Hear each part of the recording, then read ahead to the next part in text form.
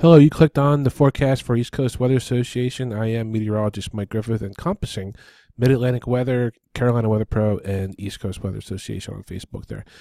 So, of course, the talk of the town is Irma right here in the Caribbean. She is getting ready to make landfall in Cuba, actually. And hopefully this will be able to weaken her some.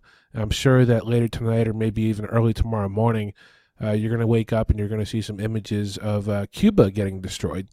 She is up next. It's 8:24 p.m. here on Friday, September 8th, 2017. I hope everybody's having a good Friday night wherever you're viewing this from. If you didn't go out yet, have fun. If you are getting back home, welcome. And this hurricane is going to be projected to actually make a northwest turn along the northwest track here across the Keys and up the west coast of Florida and up into Georgia, where it'll weaken and stall out as a tropical depression up there in eastern Tennessee. Now, what we're thinking is, or what I'm thinking anyways, is that this hurricane is going to kind of get weakened if it goes over land in Cuba here, which is looking like it's going to do right here. It's going to move continue due west, and then it's going to make landfall right in here somewhere.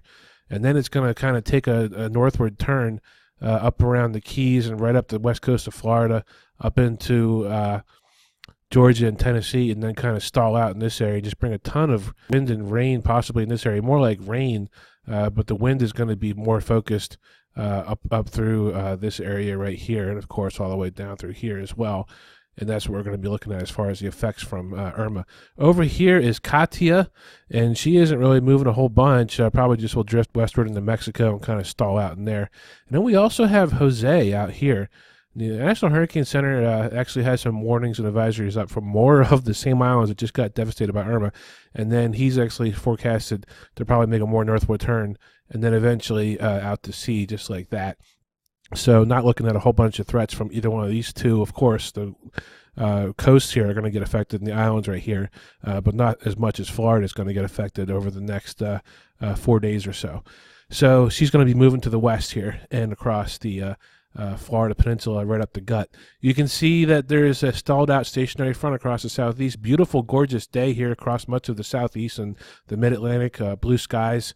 I actually went out for a walk for once and was able to enjoy it without it being 110 degrees outside. And of course, that's an exaggeration.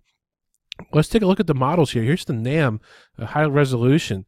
And I'm going to back it up there because here she comes over Cuba, 942 millibars, but then she kind of makes that turn on the day Saturday tomorrow and comes up across the water between the Florida and Cuba, and then into tomorrow night. Looks like she starts to make landfall in the Keys. This model's thinking around 3 a.m. Sunday. Not good for those folks right there in the Keys. Miami, the wind's going to pick up. This is indicating at least 100 knots right here in Fort Lauderdale. Probably be a little bit stronger down there with the eye wall making landfall in Miami. This looks like it could be another Andrew. Different, not the same exactly, but it'll be reminiscent of that, or even the Labor Day hurricane of 1935. And then it kind of makes landfall right there on the mainland of Florida after hitting the Keys. And we're looking at around noontime on Sunday. And then she just kind of moves up the west coast of Florida right there, only slowly weakening because Florida is so flat. So really not looking at a whole bunch of weakening right away until she moves into the Panhandle area and up into Georgia, where she will slowly die into a 3, a 2, a 1, and then a tropical depression eventually. But don't let your guard down anywhere up around here because it still will be bad. You have a Category 5 hurricane moving up through western Florida and only slowly dying before she moves into this area, right up in this area right there as an approximation.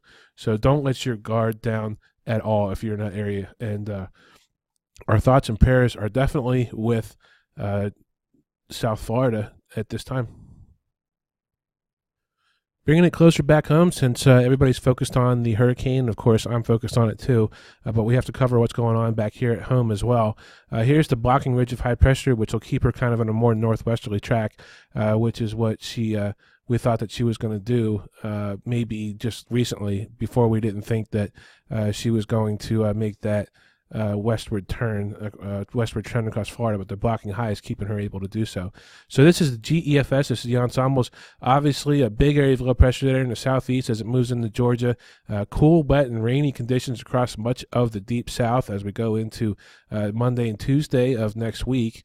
And then that system just kind of sits there, starts to link up a little bit with another upper level trough that is coming through the northeast around Wednesday or so. And then another ridge of high pressure tries to build into the northern part of the country, but still some raininess lingers, and it's not really able to escape the southeast as we go into next week. So looking really dreary here from the remnants of Irma through the middle of next week and even later next week. Then we start to slowly warm up again next weekend, and the next Saturday just looking like typical fall weekend into the 17th or so. And then that ridge just kind of sits there. Now we have to watch something forming possibly offshore here of the southeast as I rocket back and forth in motion. A little homegrown tropical disturbance there, maybe just a depression or so, nothing more than that. And that kind of just might move up the coast. Could even be a hybrid coastal low, kind of like what that tropical system was earlier. Maybe late August that moved up the coast, but they didn't name it. This could be another one of those situations into the 19th, 20th or so. And then we're looking like cooler and wet or just cooler into the 21st and then later this month. And then that anomaly with the cool and the wet moves away. And then we're looking at basically just more normal fall time air mass as we start off autumn right around the 22nd into the 23rd. Thanks a lot for watching. That's all I have for you right now. It is Friday night. Everybody have a good time, and keep your thoughts there with the people down in South Florida this weekend. I'm meteorologist Mike Griffith for East Coast Weather Association. Have a great time, everybody.